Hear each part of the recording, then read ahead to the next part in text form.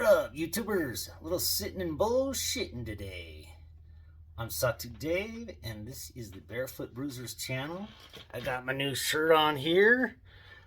Sweet. And today I'm carrying the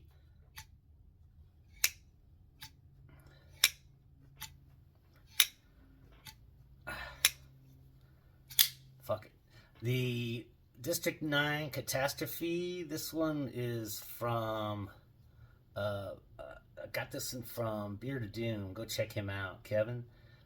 He's designed his own knife, the Soul Stone, too. So yeah, this is one that I went ahead and completely did a regrind on it. Got this down to a thin hollow, very thin behind the edge. You see that? Very thin behind that edge. Kind of have this kept that front thick there too, and then a aluminum oxide blasted it. So yeah, pretty cool. But I'm gonna be getting rid of that one anyway. It's a pretty small little knife, just about right size for my fifth pocket right there. Barefoot Bruisers. I'm SatuDave. Today I'm carrying the Medford Slim Midi, a knife that has a little bit thicker blade stock than I'd like. I'd like maybe some little bit thinner, but got this from my brother Chuck Nunface.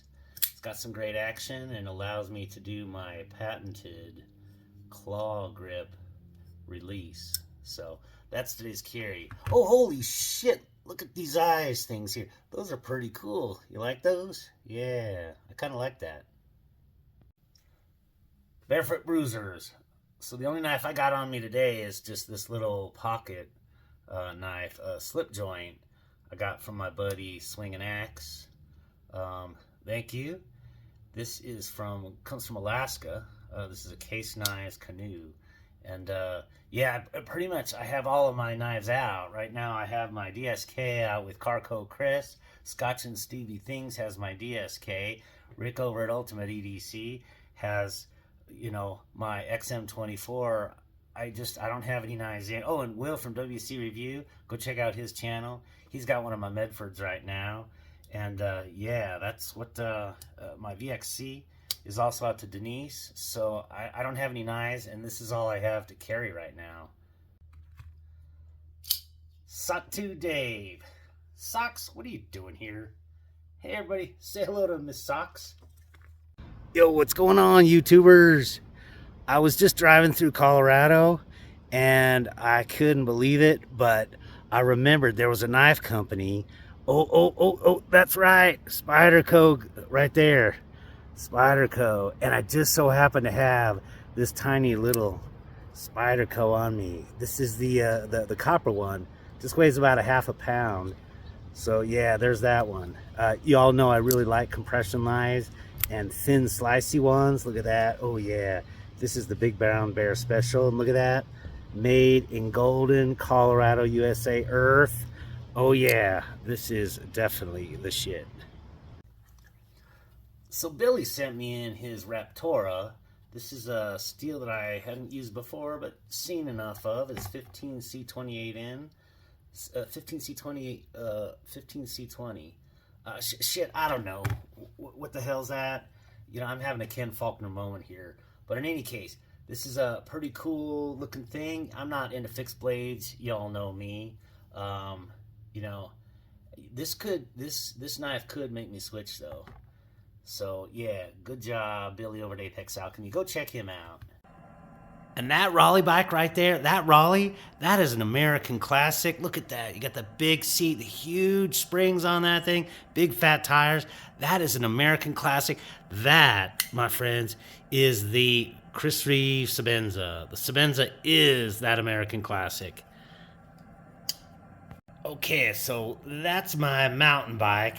Now that one right there, that is the Tough Mofo, and that bike, that right there, that is a cold steel AD10, full titanium. That thing can take abuse and get right back up on it.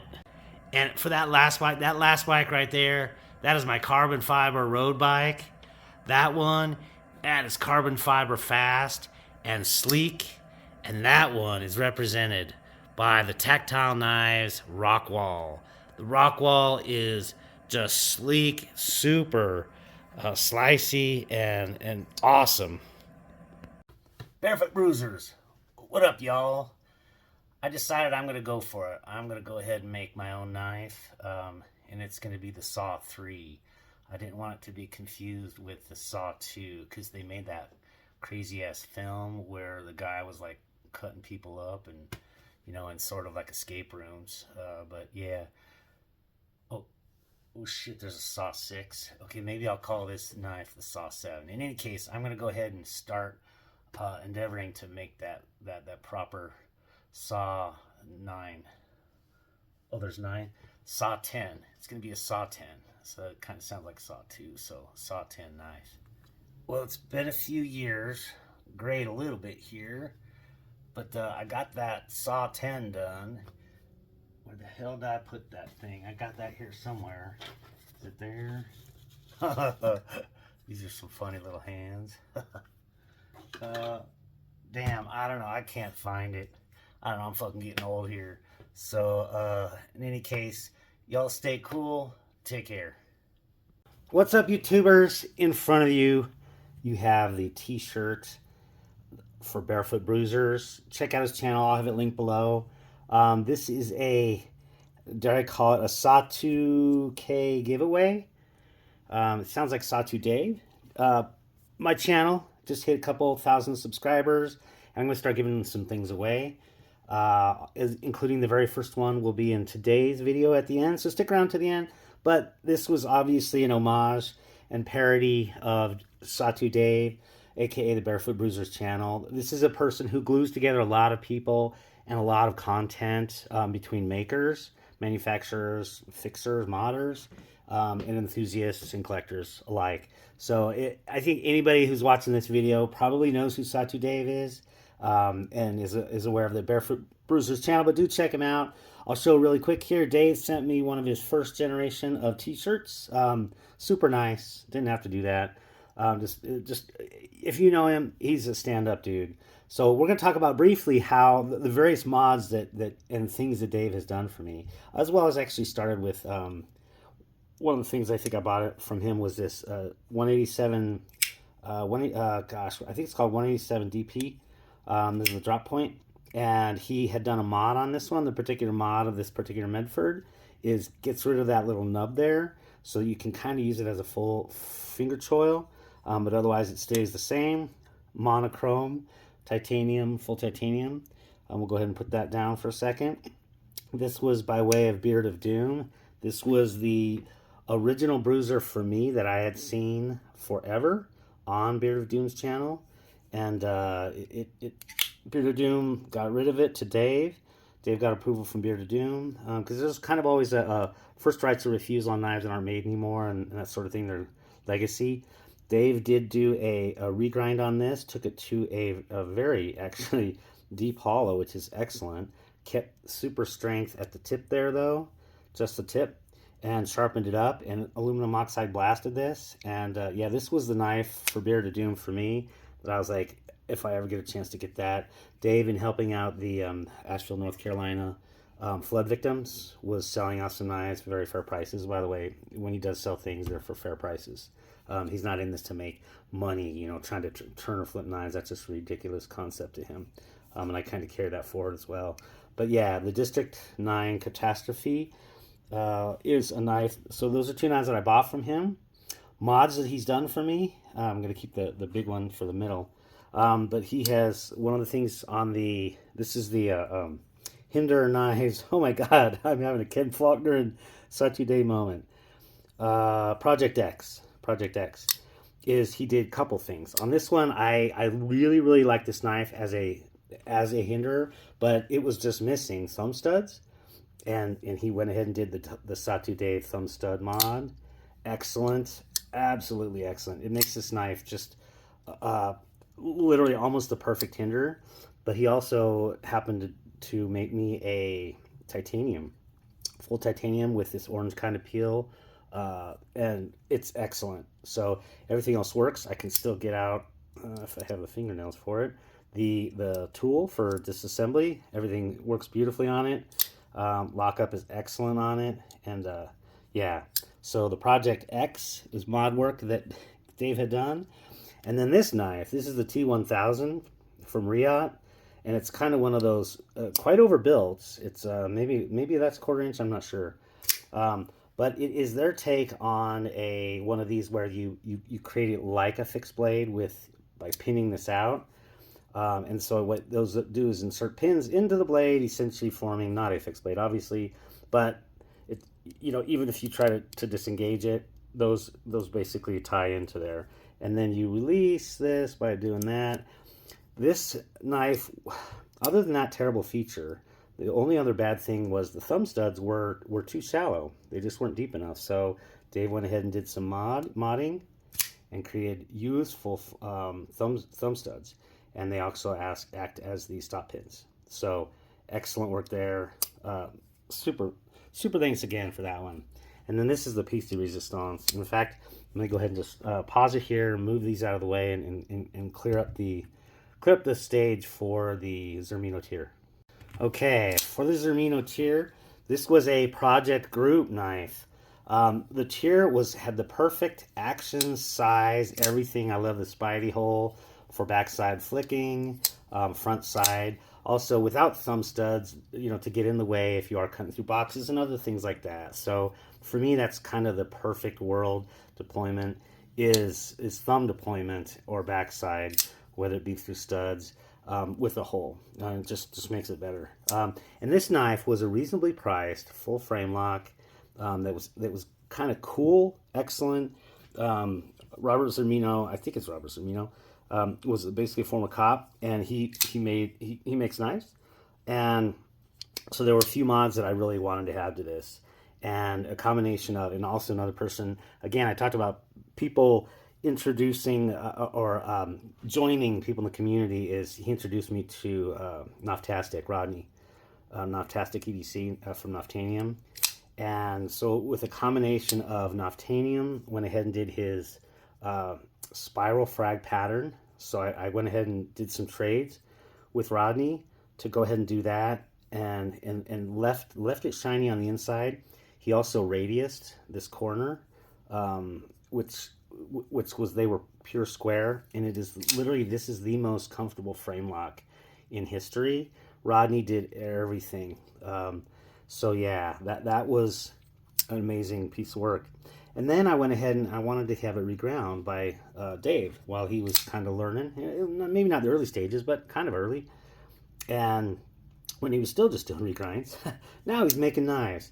And so I did want to have a hollow ground, and then leave this one a flat, and then have this wedge released up here and with satin. So satin against this kind of oxide blast, I just thought looked gorgeous, more functional.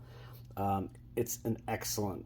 It kind of lightened the blade a little bit, so it doesn't have. It still has excellent action, but just a little less guillotine action with that weight off of it.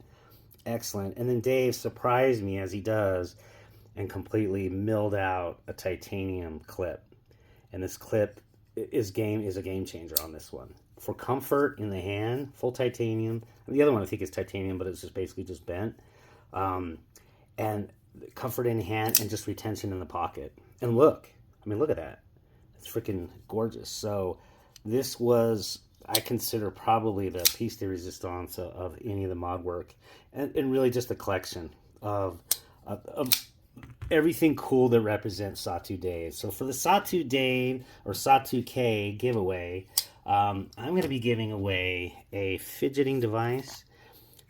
I got this from Costa in my, this was a giveaway that was given to me, and I don't carry fidget devices. I did carry this one for a while, and you can see that it has my skin in there. So I will try to get out as much of my DNA as possible. But if you wish to have me DNA tested, I'm sure that little bits of that will exist inside there. This is a brass fidget tool, and it gives haptic feedback, so you can probably hear that. It kind of jumps, and it's kind of a neat thing. Let me get it apart. Okay, there we go.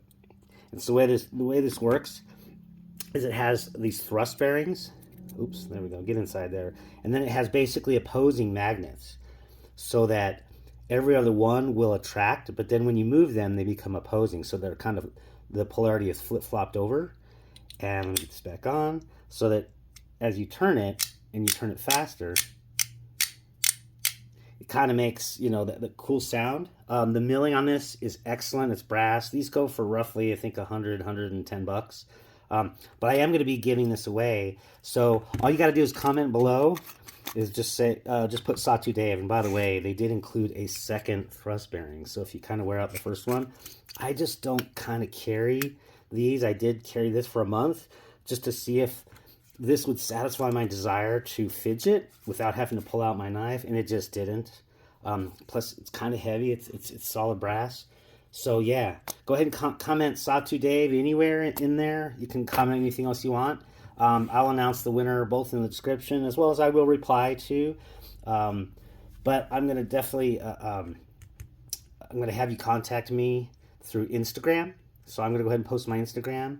If you don't have Instagram, find somebody who has an Instagram account and can reply on your behalf. But go ahead and comment below in this video. Do SatuDave, Satu, no space Dave, SatuDave, just one word, just because I'm going to be doing a finder. And you will win this $100+ brass, solid brass fidgeting device, I believe made in the USA. Yeah, this one was, Griffin Co. So, hope this was interesting. Truly, it is an homage to somebody who I was just going to do a 1-minute parody of, and I was like, you know what? I've been following Dave for, I think, 3 years. I've seen his first video, and the one that I kind of made fun of the bikes. As an allegory, or not allegory, but a metaphor for knives. That I think was Dave's first video, and it kind of made me laugh. And Dave's just a super nice guy, has a funny sense of humor. So appreciate that. Everybody who's been here along the way and helped me get up to 2,000 subscribers, appreciate it. And good luck in the giveaway. Peace.